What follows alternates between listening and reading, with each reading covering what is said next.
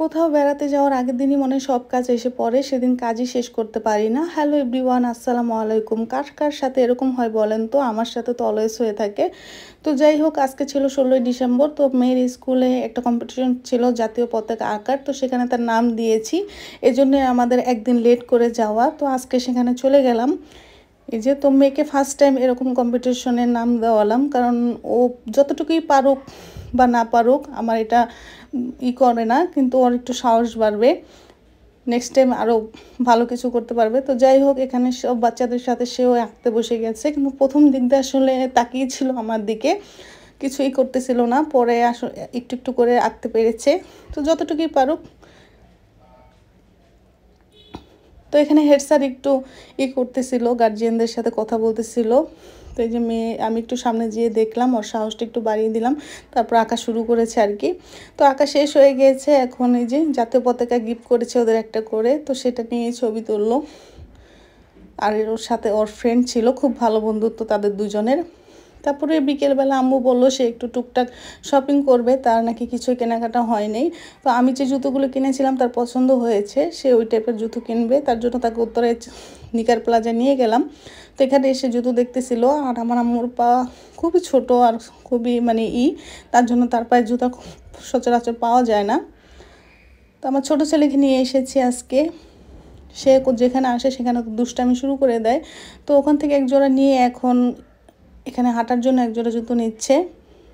কিনতে এসেছিলো আম্মু এক জোড়া, কিন্তু এখান থেকে 2-3 জোড়া কিনে নিয়ে গিয়েছে, কারণ আমার আম্মু খুব কম বের হয়।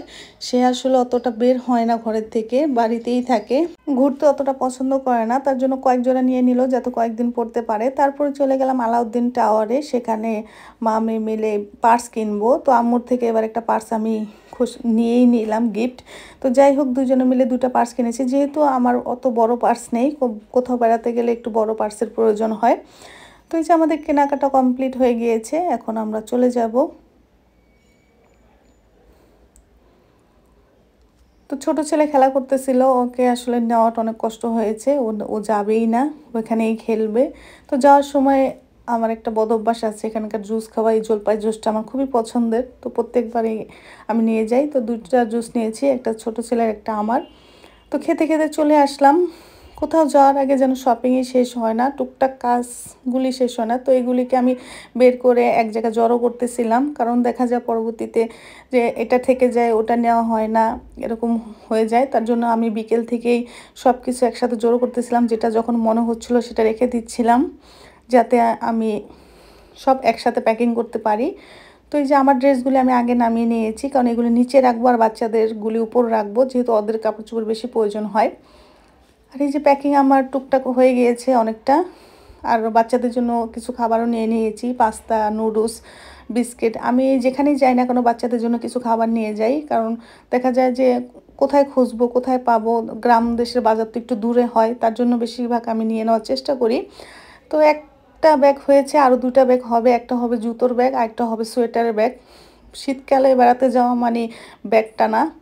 আর এখানে হাজব্যান্ডের জন্য টুকটাক কিছু রান্না করে রেখে যাচ্ছিলাম, যাতে বাইরে খেতে না হয়। এখানে দুপুরবেলা ইলিশ মাছ রান্না করেছিলাম কাঁচকলা দিয়ে বেশি করে, আর এখানে চিকেন রান্না করতেছি, যে ভাগে ভাগে আমি সব কিছু ফ্রিজে রেখে যাবে, কোনটা কোন দিন খাবে আর কি, সেটার জন্য।